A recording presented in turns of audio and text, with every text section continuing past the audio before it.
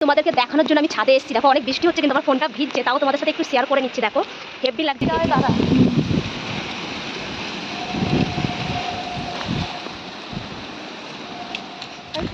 Mobile দিচ্ছে আমার। তো দেখো বন্ধুরা, আজকে আমি অনেকদিন পর ছাদে এসেছি আর এত ঝড় এত বৃষ্টি দেখাচ্ছি। দাঁড়াও দেখো হাওয়া হাওয়া, দেখো হাওয়ার তেজ দেখো। আর হাওয়া দেখো, এই দিকটা দেখো, এই দিকটা দেখো।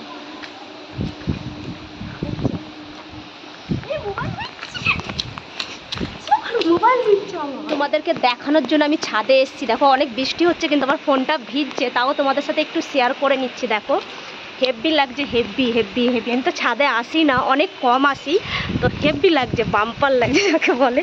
পরিবেশটা দেখো পুরো ফাঁকা, দেখছো? দেখো হেভি লাগছে।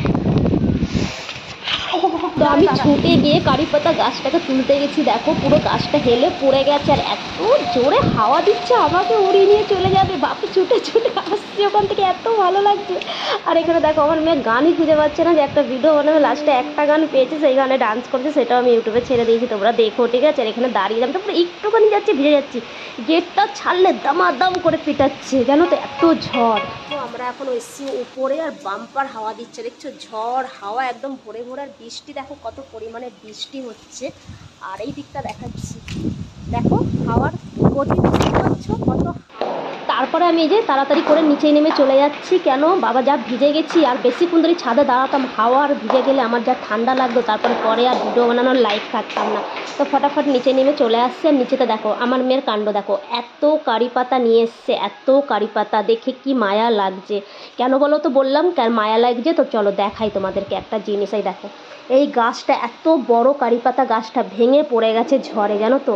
তো ওখান থেকে আমার মেয়ে নিয়ে এসছে, বসে ছাড়াচ্ছে না। দেখো আমি ভিজে পুরো জল একদম চপচপ হয়ে গেলাম। তো ছোট্ট একটা ভিডিও তোমাদের সাথে শেয়ার করলাম। যদি ভালো লাগে লাইক শেয়ার কমেন্ট করো, ঠিক আছে? আর ভালো ভালো কমেন্ট লেখো তোমাদের কেমন লাগলো।